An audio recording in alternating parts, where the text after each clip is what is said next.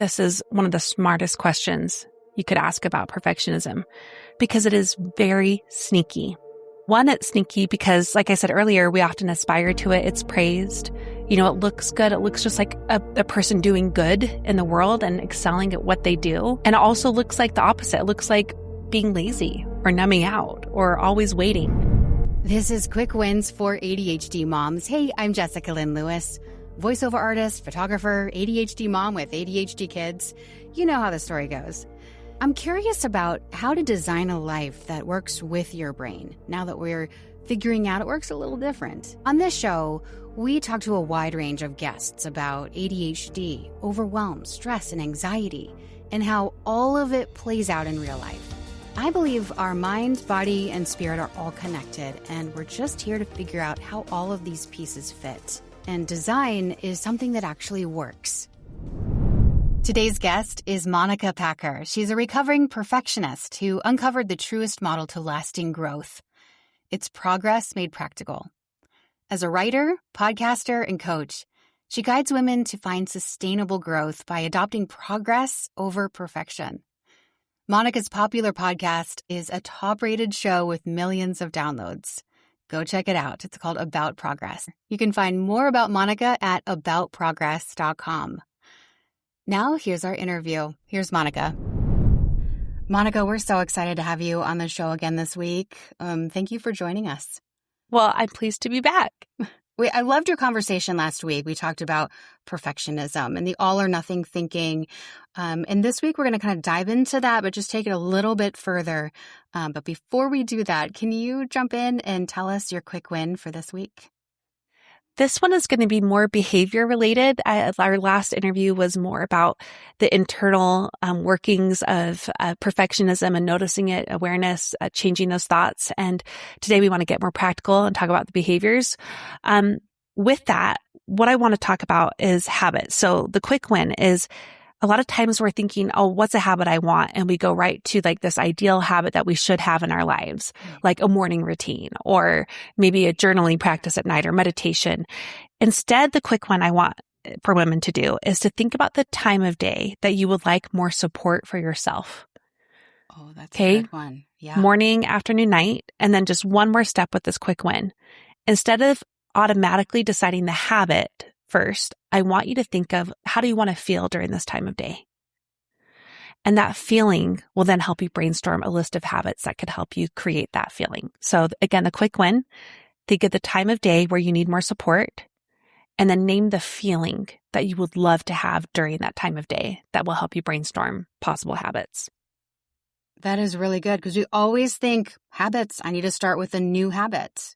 And we just go right to the actual the end. Thing we can do, right? Instead of saying, oh, how do I want to feel? And then what habits fit into that? Mm-hmm. Do you have a personal habit, the sticky habit that you have just really latched onto? So the two most important habits in my life are the two most boring ones. And that is sleep and also movement. Both really help me with mental health. As I shared in the last episode, I started eating disorder recovery 20 years ago. I would say I am leaps and bounds better. Like I don't feel like I struggled nearly in the same way, but I still struggle with the mental health aspect of it. And it helps me with anxiety, both things. It helps me be able to have the bandwidth to track my thoughts, to show up, and also to my very busy life, with 5 kids and a business. And right now we've got like our only car is falling apart and we have a gas leak in our house. Our gas is turned off and, there's holes all over our ceilings. Things like that. So those two are the most important. And then I'll just add a third, which is kind of fun. My favorite habit I look forward to is each day when I eat lunch, I usually do this with my 3-year-old in tow. We sit down at the table and then people are going to think this doesn't sound like a healthy behavior for a 3-year-old, but I tell you, it's really bonding. We watch YouTube video of people renovating their house, even for 5 or 10 minutes as we're eating our lunch. And it's just this reset. It helps me feel like myself because I'm leaning into an interest I have, which is interior design. It gives us a little break and we love talking about what they're doing. And then we kind of pick it up we watch it in such segmented time. It's almost like a 5 or 10 minute segment each time, Right. but it's just a lovely way to break up my day. Oh, I love that. Yes, my 13-year-old loves watching Home Improvement. Can you turn on and they're like Yes. old shows, like old Homes on Homes or something and he loves watching like the saws, like them, like building things and putting things together. So yeah. I love that. I know I've been Get that. surprised. My 4 boys all love watching the interior design shows with me. They may pretend they're not, but then they all like end up sitting down and, and like asking questions. Maybe it's the way it's edited, but it is like the design, like seeing it come together is so fun. Yeah, it is. So awesome. Well, let's dive into your book a little bit and talk more about getting out of the perfectionism. Last time we talked about what is perfectionism and how do we recognize that? Okay, now we've recognized it. Now what? Yes, that's the big question, right? Now what? Now what? Yeah, so we were talking more about how to think differently, to notice the perfectionism. And a big part of that we talked about was identity, right? So that's why we're trying to get internal, is we're thinking about how am I attaching who I am off of my outcomes, whether I have them or not, or how I'm doing like day to day, like my level of productivity, my achievements, moment to moment. And with that also becomes a demand that we change our actual behaviors. Okay, because we can't just change our thoughts to change our outcomes, and the way we see ourselves. We also have to change the way we behave. And initially for me, back in like the early days of me identifying this for myself, which is something you asked last time, like, how did you do this? Like I said, it started internal. And a big part of what I was trying to do internally was, one, to like notice the thoughts, replace them, but also form my own identity outside of my outcomes. I had to get really clear on who is Monica, regardless of what she gets done in a day or over the course of a year, or whether or not she gets this outcome that she wants. Okay. Who is Monica? And that required a lot of discovery, actually, in a way that was fun. And this is separate from the habits piece, but I started with something I called the do something list. It's now something that my community all does once a year, or sometimes once a season or a quarter. I do it once a year. And on this list, I make a list of things that will help me reclaim my time in small ways, and as part of that, reclaim my life by doing something to explore who I am. Whether it's something that I used to do that I want to bring back, or something that I've always thought about doing, or just things that help me feel like myself. So on my original list was things like try 10 new recipes or read 20 books, because I used to be a big reader. And then at that point in my life, I dropped off completely from reading. Also have fun with fashion, or make a quilt, or attend an art class, or go to an adult ballet class. And this is different than a bucket list, right? Because a bucket list is all about these like kiss a stranger on the Eiffel Tower kind of items. This is more everyday. And the other thing about it is it's free from goals and resolutions. It's about exploration. It's not about completion. In the 10 plus years I've made a do something list every year, I have never completed a list. That's not the point. The point, though, is how it brings back a bit of me into my everyday life. The point is how it helps me push myself past my perfectionistic tendencies to be bad at something, to be a beginner, right? I'm doing that with quilting right now. That's on my list this year, is I'm learning how to quilt. And it has been almost comical what I've made, but because I'm in the process of trying, it's okay. I started adult ballet classes again this year, and it was weirdly scary every time that I went. And you know what it led to, Jessica? I am now in the community musical because was in this zone of like, it's okay to try something and be bad at it. Yeah. I just tried out for the community musical with my kids without really I had like 5 minutes to prepare. The deadline was that night. Tried out for the musical, ended up getting called back for the middle-aged woman lead. Oh, the lead part too. Wow. Have you ever done a show before? This is a community musical. So sure. Yeah. But like you're front and center. And no, I did it in high school, but I stopped because of perfectionism. I tried out for something when I went into college. I didn't make it. And then I stopped dancing, singing, and acting completely. So it's been 22 years. Oh, wow. The thing I put on my resume when they're like, what's your show list? Like, what have you been on? I was like, Joseph and the Technicolor Dreamcoat in 2003. Like that's what I could say. And like I danced from 4 to 18, but it's been crazy to me how much has come back. And also I've been challenged. I'm going on a whole other tangent. I've been challenged. It has been so challenging for me to show up to my rehearsals. They're every night, 6 to 9. And I've been having to sing by myself in front of people. I haven't sung in front of people for literally decades. And now I'm dancing in front of people because she's like, you were a dancer. And how about we give you this mini ballet for this part? That's what they did last night. And it has been the most amazing thing that wouldn't have happened if it weren't for my do something list this year.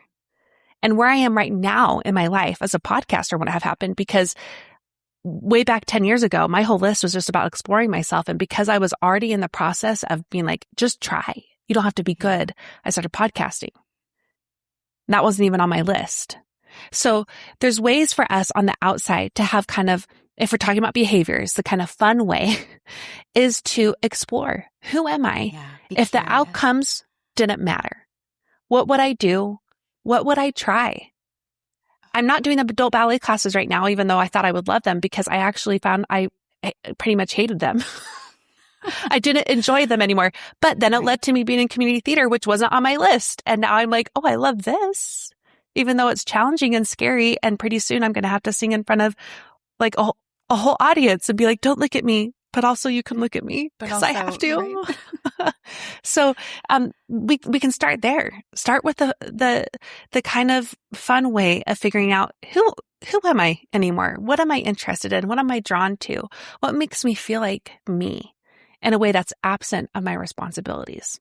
Yeah. I love the idea that you went back to childhood too, right? Yeah. Like, what are the things that I loved doing as a kid and why did I like doing them? And it led you to dancing, which maybe you didn't like as an adult, but it led you to the community theater and you're finding a lot of joy through that. Yeah. That's fascinating. And I think, a lot of us just live linearly, like, well, I'm here now. Now I'm a mom and now this is how I should be. Mm-hmm. We let our kids try all sorts of sports. Like we're driving them everywhere. It is hard to find time as a mom. I think that's a huge facet of it. But I also think if we're being honest with ourselves, it's more that we think, why? Because am I going to be on Broadway now? No. Am I going to drive my family to New York and move there and start trying out for Broadway musicals? No. That's not in my future. And I know that. And that's a big part of why we stay on those sidelines that we talked about in the last episode, because we think, one, it's too late, but even if I did, why would it matter? What's the end result? Would it all be worth it? And just to your example, is Jimmy going to be a star soccer player? Yeah. Is he going to go all the way? Maybe there's a small chance he could, but it's more about the skill set, the enjoyment, being with other people, expanding who he is, strengthening parts of himself. Same thing with any other kid that we do, and the lessons and the tutoring and all the sports that we sign them up for. It's about them becoming a person, and we're always becoming a person. That never ends. Right. It never ends, but I don't know if we realize that. We feel like, well, it ended for me. Now I'm going to pour it into my kids so they learn. Yeah. You know what your kids learn even better by is seeing you do the same. Yeah. And the time facet is true. It is a big thing. I don't know if we've ever been busier in our entire lives right now, especially now thanks to 3-hour play practice 5 nights a week. Thrown on top and the gas of everything in the house and the car that. That's right. Do we not replace working. it? Do we fix it? What do we do about this? And sleep is really important to you. So yeah, I know. So protecting that time. And as part of it, though, I think it's just good to remember most of what we do to invest in ourselves and to do these things takes far less time than we think. I'm doing the bigger thing right now, but more of the regular ways I lean into my interests are gardening and being outside and interior design. And that takes, honestly, it can take 5 to 20 minutes a day. Reading is another big thing. I do that while I'm doing all the chores. I listen to a ton of audiobooks because that's how I'm able to not feel rage about folding the laundry again, because I'm actually listening to a book I like and would love to have the time to do that while I'm getting something else done. So think about, how are you holding yourself back because of that outcome? And challenge yourself to remove the outcome and try anyway. And let it be just exploration for exploration's sake. And know that most of the time, the ways that we get to know ourselves again and we reclaim our lives is actually in these small moments. I really like that. And I think we don't allow ourselves to have those small moments. And that's what the do something list helps me do. It creates the small moments for me. I'll give two quick examples. 2023, I was postpartum with my fifth kid. I thought I knew what I was doing, but he really took me for a wild ride, mostly because it had been 5 years between my last two. And even though I knew cognitively what having a newborn looked and felt like, I forgot what it felt like in my body. I really forgot that. And just how taxing it is, and on your sense of self. Speaking of identity, that was a moment where I had to challenge my perfectionistic thinking again, because I was so frustrated with how little I was getting done a day. I could barely shower or load the dishwasher. Like, it was all out the window, not even those things. And it really challenged me to remember I'm not what I get done in a day. But the thing that saved me that year was something from my do something list, and it was sourdough. And sourdough actually is not that time intensive. You just keep it in your fridge. You don't have to feed it every day and keep it alive. But the thing that helped me feel like myself amidst everything else that wasn't getting done is I took just 10 more minutes to paint flowers on my sourdough with these edible dyes I have for cakes and cookies. I am not really an artist. I can't really paint flowers. I don't really know what I'm doing. They weren't great. They don't look that good. But just an extra 10 minutes on something I already do all the time, which I make a lot of sourdough. That was my pandemic hobby that stayed. It helped me remember, I'm Monica. This is who I am. Like, I love to create. I love to make things beautiful. So this is me in that small 10 minutes, because that's literally all I had. That saved me in 2023. Isn't that funny? And then 10 minutes of drawing on sourdough bread was not even every day. Not even every day. And then in 2024, the other thing that saved me was also a do something list item. Like, you keep finding different things to explore. That's the year I was like, okay, we now have a year-old now getting into a 2-year-old. Like, things are starting to feel like a teeny bit back to normal, just a teeny bit at a time. And I just wanted to go to like 6, I called them get out and get cultured events. So I just wanted to get out of the house, because I hadn't really been out of the house. Just you or the whole family? It could be just me. I could go with my matter. husband. I could go with kids. I could go with friends. And it altered that. And I would just go to a play or a musical or to the symphony. And there's cheap ways to do that too. I was often in the nosebleeds. The tickets were really cheap at the ballet. They were like $20 or $30 in the nosebleeds, at least in downtown Salt Lake. And also community plays. We would go to more of those. That's how I began to think, maybe I could, like, that would be fun one day. Yeah. One day, maybe, if I ever got my courage up. And now 2 years later, I'm doing that. You're still getting your courage up. I'm still getting my courage up every day. Right. But that year, getting out and like remembering, I may not excel anymore. I dance from 4 to 18 and I watch the ballerinas and I just think, oh, I wish I could do that still. But I love watching them. I used to play the flute. It was really important to me. That was another thing I didn't get into in college. And I stopped doing. When I go to the symphony, I love seeing other people excel. That became my favorite hobby.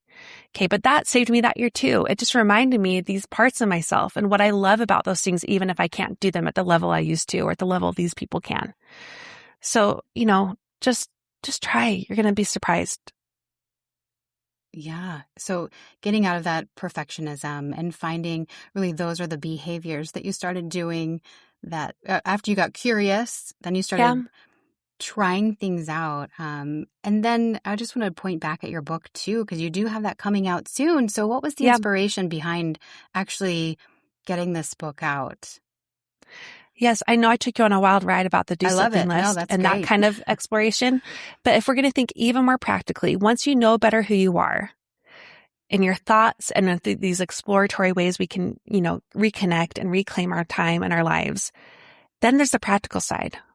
Our day-to-day lives have to match who we are and what we know we want and need. And that's the plateau I actually hit about, I would say maybe 2 or 3 years into this whole 10-year process. I realized I don't sleep. I had major sleep issues, and I've always had sleep issues since I was a young kid. And I realized if I don't figure out how I'm going to sleep, then all the stuff that I've learned about myself, the things I've made time for, the ways I'm working to change my relationship with change, it's going to be good, but it doesn't help in other ways. It's like a plateau. Okay. I'm at a plateau unless I start to make sure my day-to-day life supports that. And that became a several years experiment too, tied into this other experiment of trying to figure out who I was outside of perfectionism and challenging the all or nothing thinking. And that's when I had to learn how to do habits differently. If there's anything that is so black and white, all or nothing based, it's the way habits are taught in the self-help world. It's very prescription bound. It's very like 21, 28, 30 days. Like you have a habit if you do it this way and perfectly, honestly. Right. It's a machine and this is how you set it up and then you just let it go. Yeah. And then you're a failure if you can't ever get to that point or if you can't keep that cycle up in perpetuity the rest of your life. Yeah. The way that, and this may be like another episode, but I'll just give you a nutshell here. The way we need to look at habits needs to be differently, especially for women. And the way we do them needs to be differently. And the primary way I would say that is flexibility. Habits still live and die by consistency. But consistency is not what we have thought it to be thanks to the self-help industry that I know I'm a part of, but I definitely do things differently. You're fighting against it. You see where the gaps are. Major gap here, especially with women. Consistency is doing your best most of the time over time. Your best is allowed to change day to day or season to season. And I mean that literally or figuratively. Postpartum was a season for me, but also summer is a season I'm just about to approach. And that's going to, I'm going to need to be flexible. Lots of change coming up. Yes, with how I do my habits most of the time. So your goal is not perfection. It's not perfect, like 21, 28, 30 days, and then I have a habit. It's most of the time I do these things. And then over time, meaning the goal with habit formation is actually long. You're working to the bigger goal of what you want. And there's a lot of practicalities on how we do that in ways that are also different than the self-help world. But going back to that flexibility piece, it's designing our habits to be flexible so we can be consistent in the way that I defined. Yeah. So the way I do that with movement is I have my ideal that I do most days, but on a less than ideal day, I have a baseline version of that ideal. And that's my smallest and simplest version. So in the beginning when I was postpartum and I was trying to come back to a piece of myself, also really needing some help with my mental health, postpartum anxiety, all-time high with my last baby, especially, my baseline was 10 minutes of stretching. That was it. And now my baseline is 20 minutes of like strength training, like so something that's more intensive. I can do that on my worst of day. My ideal is more than that, but that also was flexible. My ideal when I was postpartum was different than that. And that's going to change now as I go into summer. I'm going to change what I think was going to be ideal for this season. And I'm also going to have a baseline version that allows me the flexibility I need in order to consistently have the support I need from this habit. And that's one other thing I'll say is habits are not about metrics we need to hit to be good people. They're not about shoulds or prescriptions. Habits are helpers. Their only job is to help us feel like ourselves, perform in the way we need to, meet our responsibilities the way we need to. That's their job, is to help us. And so that's what my book builds out. Is this kind of changing the relationship with habits? Instead of it's something that's telling you what to do, it's like the best friend who's like, here's what we've put together. Like, let's do this. And I like that you have the baseline approach too. So, it I think speaks into the all or nothing thinking. Like, well, if I can't get 45 minutes of lifting in today, why even try? I might as well just save my energy and then I'll put it all to tomorrow. And then I'll go all in tomorrow. And the better approach would be to, you know what, let's just do 10 minutes of stretching or let's just do 10 minutes of lifting, like grab a couple couple weights, pick a muscle group and just do that. And that's it. And that's still showing up, and it's better than the all or nothing. Mm-hmm. And a big part of this too is it all comes back to identity too. Habits go deeper. They go back to how we see ourselves. And when we're able to be consistent, if we have that 10 minutes instead of the 45 minutes, we can say, look at me. That's me. I did it. This is what we do. Yeah. This is what we do. So the book, it's divided into parts, but I teach why women must do habits differently. I go into the research about that. It's not just anecdotal. I have coached hundreds of women on this, thousands of women in courses that I've taught, and also on my podcast too. So it's not just like, I tried it and it worked for me. Right. It's like, this has been tested and proven, and it's also research back on why we must do habits differently. Then I teach you the method on how to do so, including how to reform your bad habits as well, because bad habits are trying to be helpers too. Mm-hmm. They're helpers in disguise though. They're not really helping, like they're trying to. And then then I bring it back down to practical ways we can also change our day-to-day lives to better support ourselves too. I love it. I love that you have the book to be able to point back to, because there's only so much we can talk about, right? Oh, yeah. Well, I could hours and hours and be hours. here 6 hours. Yeah. Just easily. With this topic alone. Exactly. So, and I know it's something that a lot of us moms are really struggling with. And I think it's fascinating that you're like, let's start with identity. Like, it goes that deep. It's not like, hey, do you want to lose 5 pounds? It's like, do we need to? Like, what is the why behind it? Mm-hmm. I love that. Thank you so much. How can people find you? Come to my podcast. It's called About Progress. It's where we make progress practical. Definitely outside of the all or nothing pendulum swings often taught in the self-help world. And I do a lot of interviews and also solo episodes. So again, about progress. And then they can also get the book at stickyhabitsbook.com. Wonderful. Thank you so much, Monica, for being on the show. We appreciate you. Definitely, please go take a listen to her show. She's got a lot of great interviews, too. I was on your Instagram page earlier today, and just a lot of clips, to get a feel for what you're talking about. And even if you have just a couple minutes, the little clips are great for a couple minutes. And yes. Definitely. Yeah. I'm everywhere about progress, but it was a true joy to be here and to have the privilege of speaking with you and your community listening in. So thank you so much for having me, Jessica. Yeah. Thank you, Monica. I appreciate you. Thanks so much for spending time with us today on Quick Wins for ADHD Moms.